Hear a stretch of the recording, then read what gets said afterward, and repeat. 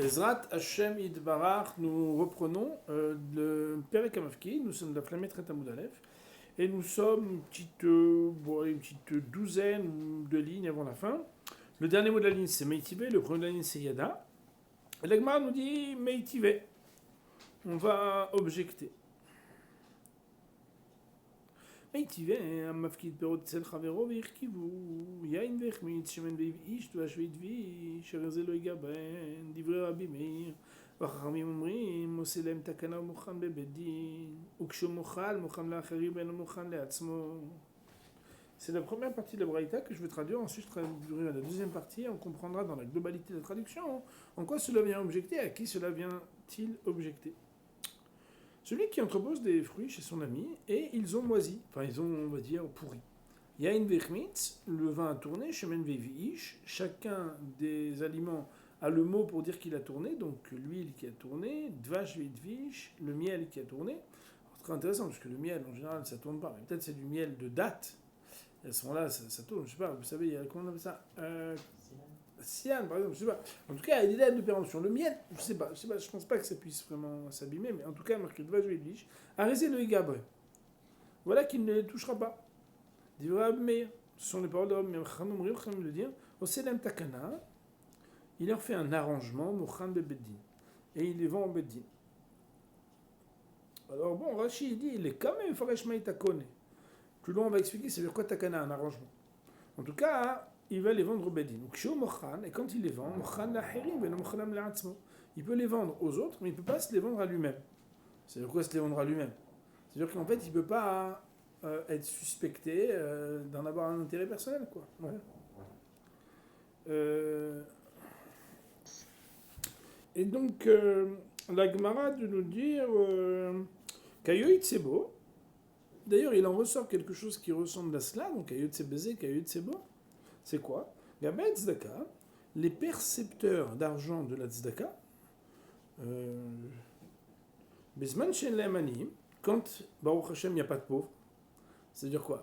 Il n'y a plus de demande, il n'y a plus de demande, il n'y a plus de demande. Baruch Hashem Bleina, il n'y a plus de demande. Bon, ok.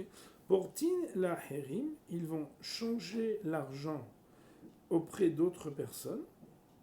Alors bon, Rachel Kadosh va expliquer qu'en fait, la raison pour laquelle il faut changer, c'est parce que les pièces de bronze s'abîment alors que les pièces d'argent ne s'abîment pas. Et en fait, pour pouvoir conserver l'argent et qu'il ne s'abîme pas, il faut changer la matière de l'argent. Donc, Portan la Herim, VN portin l'atzma. Gabaït amchoui, les percepteurs de soupe populaire. Comment on appelle ça? C'est la soupe populaire. Donc, mirpanim quoi. Bisman chez l'amanim, quand il n'y a personne qui vient, parce qu'ils n'ont pas. Les chalek pour distribuer, mochim l'acherim et mochim l'atzma. Ils peuvent revendre à d'autres, mais pas à eux-mêmes. Point. Donc, ça, c'est la braïta. Maintenant, l'expression mihat, mihat veut dire certes, néanmoins. Mihat vient exprimer qu'il est néanmoins dit, okay, sous-entendu, tu es obligé de constater que Ktane mihat, il est dit néanmoins, perot veirkivu, les fruits qui ont pourri.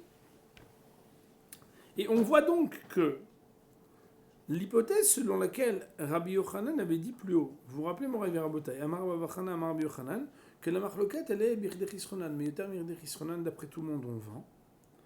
Alors la Gemara elle vient et dit Ktane miyat, perot, virkivu. On voit qu'il y a perot, virkivu, et il y a marloquette, Rabbi Meir et Chachamim. Donc comment tu peux émettre l'hypothèse qu'à partir du moment où c'est Yotar Birde Chisronan, c'est d'après les coulées Alma qu'il faut vendre. Mais tu vois bien que c'est pas vrai puisqu'on amène ici deux opinions. C'est bon?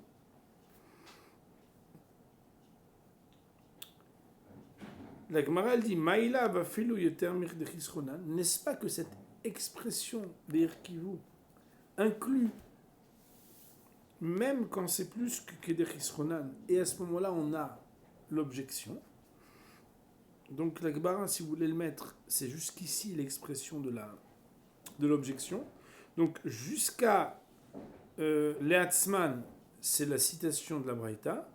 Ktane jusqu'à Mirde Chisronan, on pourrait dire que c'est l'expression et l'argumentation de la question pour mettre en exergue que c'est une objection. Et la réponse de la Gemara, lo, virgule, non, birde chisronan. On parle que c'est dans un coefficient de pourrir avec, on va dire, un taux normal et pas un taux exagéré. C'est bon? Autrement dit, on n'est pas dans ce qu'il a dit Rabbi Yochanan que c'est des coulées allemands. C'est bon? La Gemara dit, mais attends, tu blagues ou quoi? Mais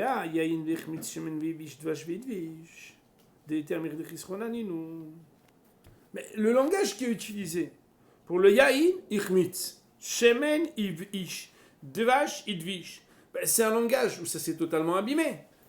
Encore, sous-entendu, même si on peut tout soutenir que le mot irkivu, c'est pas un rikavon fort, c'est un rikavon, on va dire, léger. Mais ça, tu peux le tenir, cette hypothèse, quand tu parles éventuellement des pérotes. Mais il y a un langage, yain shechmitz, bon, il y en a avec nous, yain shechmitz, c'est du chometz, quoi. Ça veut dire c'est un truc, voilà, matarot semizé. Et donc, en quoi tu peux comprendre que dans cette même braïta, tu pourrais émettre des réserves sur le niveau que ça a pourri, en disant pas trop, ça s'est un petit peu abîmé, alors qu'on parle ici a priori d'un champ lexical qui est radical. La Gemara, elle dit, Shaine et Ane, c'est différent, cela. Quoi? Alors, le mot Sha'ane, avec un Aleph, dans les yeshivot, on dit Shaine, alors que le mot Shane, Shin Nun Yud, qui veut dire répondre, alors Shaine, c'est différent. Shaine, c'est différent. Donc, Shaine et Ane, c'est différent, cela. Lesquels? Yain, Shemen et Dvash, Kevan de Kam, Kam. À partir du moment où Kam, ça s'est tenu, Kam, ça s'est tenu. Rachid explique, c'est quoi cette histoire? Mais Achar Sheamdou Bekil Kulam, à partir du moment où ils se sont tenus à être abîmés, Are Kvar Amdou Veloit Kalkelu Meata Yoter. Ils ne vont pas aller en s'abîmant plus. C'est comme s'ils ont passé un premier stade et que quelque part, ça a tourné, mais ça ne tournera pas beaucoup plus. Ça restera la même chose. Aval Sh'ar Perot Olchim Umarkivim Tamid. Mais les autres fruits, ils vont aller s'abîmer totalement. Autrement dit, étant donné que à partir du moment où ça a tourné, mais ça n'ira pas plus loin, il conviendrait d'utiliser le langage de Yain ve'chmitz, shemen ve'ish, dvash ve'idvish, malgré le fait que c'est que Keder Chisronan, parce que de toute façon, quelque part, ça ne va pas s'abîmer plus, donc quelque part, c'est déjà arrivé à la station destination, alors qu'en fait, c'est pas tellement abîmé, mais c'est déjà du chometz, c'est déjà du dvash ve'idvish, et du shemen ve'ish. Et de ce fait, la Gemara veut dire, c'est pas une objection qui est retenue. La Gemara de poser la question.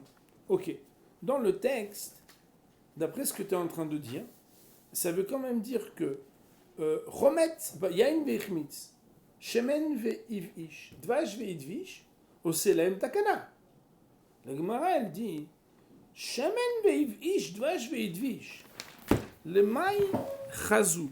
Vous voyez que la Gemara ne pose pas la question yain ve'chmitz maï chazé lama. Parce que le yain ve'chmitz, c'est du chometz. Ça peut s'utiliser. On peut en faire un chometz. Il dit le Rav, mais quand on parle de shemen ve'ish, dvash ve'idvish, le maï chazou. Rashi dit diktane mochran, qu'on a dit qu'il faut les vendre. Tu les vends à quoi? Bonjour, venez acheter de l'huile moisie, de l'huile pourrie. Bonjour, venez. Matarotsem misé. La Gemara, elle dit shemen chazé le galdoé. Lui, le mot chazé ou chazou peut vouloir dire lirot ou être raoui. D'ailleurs, en hébreu, chazou, ça veut dire regarder, mais ça veut dire aussi raoui, reouim. Chazou, lemay chazou, lemay reouim, c'est en araméen. Et chazé, c'est voir ou être vu. Ça veut dire quoi être vu? Être raoui, être habilité à. Donc, shemen, l'huile, chazé les galdaï. Mais c'est quoi les galdaï? Rashi dit la sourd orot, pour tanner, pour mettre sur des pots. Ouais, faire une onction sur des pots. Ouais, donc, un tanneur, j'imagine qu'il peut utiliser de l'huile qu'il n'y ait pas de l'huile, on va dire, alimentaire. Vous le comprenez, Rabotai? Ça paraît vraiment évident. Et la Gemara, elle dit dvash et le miel abîmé, l'iktisha des gamelés. C'est quoi ktisha des gamelés? L'iktisha chez la gamal, chez Gabo Katouche. C'est lorsqu'il y a des égratignures sur le dos du chameau, ou Mesoukav Mechamat Masoy, il serrait. Donc il a là-bas, on va dire, des espèces, je comprends moi que c'est des égratignures. Et là-bas, en fait, on va dire, ça l'aide, ça le soulage d'utiliser ce dvash. Alors bien évidemment, ça coûte un peu moins cher que le dvash de Betrilkia ou de Yesodot. Vous comprenez? Enfin, le dvash. Donc on parle ici d'un dvash qui pourrait être utilisé. De là, on comprend que les pérov chez Irkivu, puisqu'ils sont Birdech Isronan, Marloket, est-ce que oui ou non? De la même manière, Shemen Yain ve'Echmitz, Shemen ve'ivish, Dvash ve'idvish, Mochan be'beddin, donc c'est ce qu'on fait. C'est bon? La Gemara, elle dit, Chachamim omrim, ose lahem takana ou mochran be'beddin. La Gemara de dire, il faut la faire une takana et les vendre au beddin. La Gemara dit, Maï takanta avidleo. En quoi ça s'appelle une takana? Pas une takana, c'est une vente. En quoi y a-t-il ici un arrangement? Vous comprenez la question de la Gemara?